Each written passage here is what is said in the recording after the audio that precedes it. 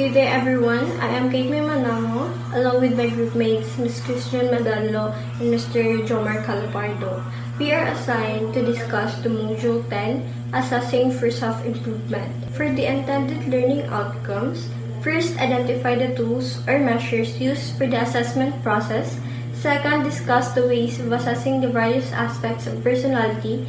Third, differentiate a formal assessment from an informal one. And last, explain how the results of assessments help improve one's personality. So let's proceed first to assessment. Assessment is a process that determines the presence or absence as well as the extent or level of a characteristics or behavior in a person. With an assessment, one gets a better view or understanding of people's behavior, including that of oneself.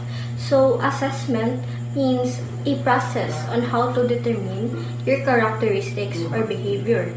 It is to evaluate the estimation of your ability of something, to determine what is the purpose of your reason behind your specific situation. So for example, at the end of the academic term, the professor gave a long history test to the students. So the purpose of that test is to determine if the student learned under his guidance. So, papasok yung assessment kung meron bang na-learn under his guidance yung mga estudyante niya. And evaluate yung level of ability or capability if the students learned something under his guidance. Next is assessment tools.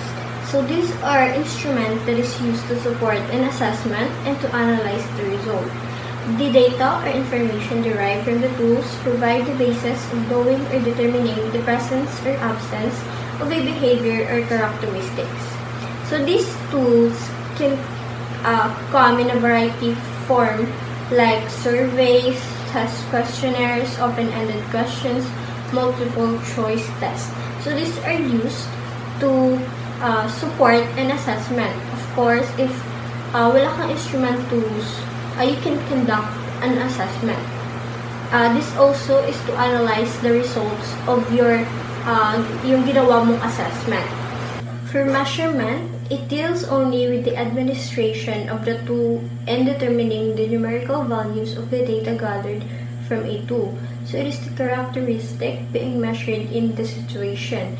For example, assigning scores to test papers after checking the answers and classifying them according to some set of criteria. So, those scores of those test papers were classified into the set of criteria. It could be from highest to lowest or lowest to highest. So, assessment in contrast includes the process of measurement, analyzing, and interpreting the scores of the numerical values of the data. Psychological assessment refers to the use of specified testing procedures to evaluate the abilities, behavior, and personal qualities of people according to Bernstein et al. 1991. It describes the extent to which a person is similar to or different from others. So, another definition also that it is a process of testing using combination of techniques that arrive at some hypothesis about the person, their personality, behavior, and capabilities. So it is important in getting information about the behaviors of people, which contributes to a better understanding of a person. So good day everyone. Today we will discuss about kinds of assessment. First is achievement test is a type of assessment that measures a person's knowledge and skills in a specific area or subject matter. These tests are designed to evaluate how much a person has learned or achieved in a particular field, often after a period of instruction or study. Achievement tests can be standardized, meaning they are administered and scored in a consistent manner, or they can be teacher-made assessments tailored to specific curriculum goals. Ang achievement test, ito ay upang masukat ang kaalaman, kasanayan, at pag-unawa ng isang individual sa isang partikular na pag-subject o larangan. Kadalasan din itong ginagamit sa mga paaralan upang suriin ang pagkatuto ng mga estudyante at upang malaman kung gaano karami ang kanilang natutunan mula sa mga aralin. Layunin din ng achievement test na tukuyin ang antas ng pag-unawa ng mga estudyante, ihusay ang mga pamamaraan ng pagtuturo batay sa resulta ng pagsusuri, upang kapagbigay ng impormasyon sa mga guro at magulang tungkol sa pag-unlad ng mga estudyante. Mahalaga din ang achievement test kasi ito yung tumutukoy or ito yung mga pamamaraan kung saan sinusuri ang mga na natutunan ng mga estudyante batay sa kanilang mga ginawang mga pagsusulit. At saka yung achievement test, dahil nagbibigay ito ng mga konkretong batayan para sa pagpaplano ng mga aralin at pagsukat sa proseso ng mga estudyante. Example of this is, after months of preparation in her advanced mathematics class, Maria felt a mix of excitement and anxiety as she sat down to take the achievement test that would assess her understanding of algebra and calculus.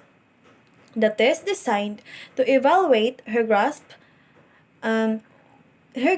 of key concepts and problem-solving techniques, challenged her to apply everything she had learned throughout the semester.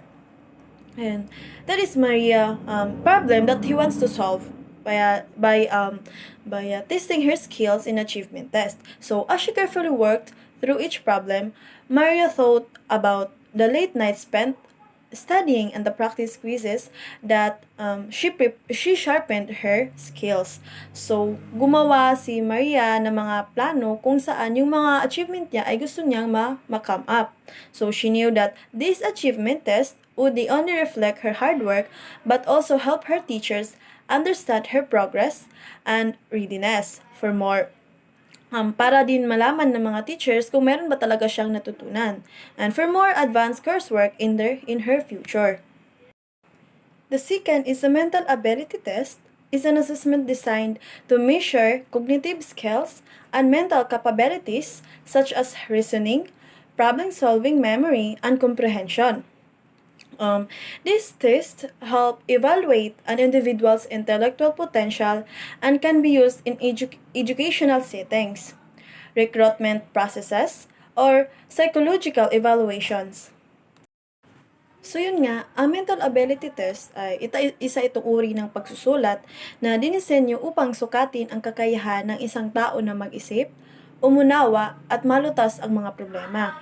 Ang mga ganitong pagsusulit ay karaniwang nagbibigay ng impormasyon tungkol sa iba't ibang aspeto ng katalinuhan.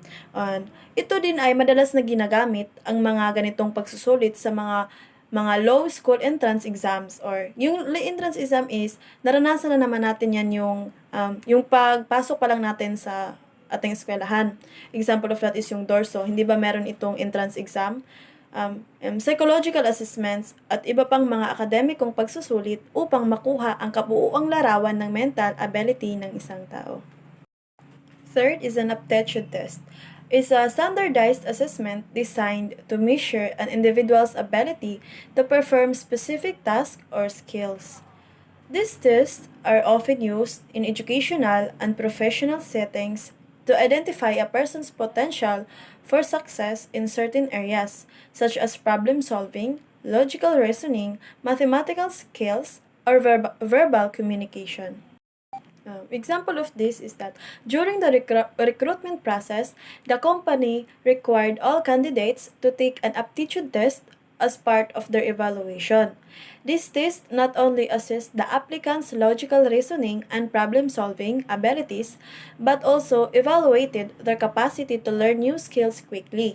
By analyzing the results, the hiring managers could identify candidates who not only meet the basic qualifications but also possess the innate abilities necessary to excel in the dynamic and challenging environment of the firm.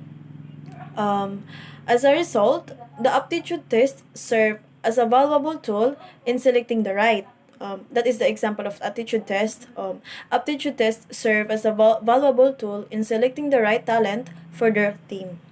Personality test is an assessment tool designed to measure and evaluate an individual's personality traits, behaviors, and characteristics.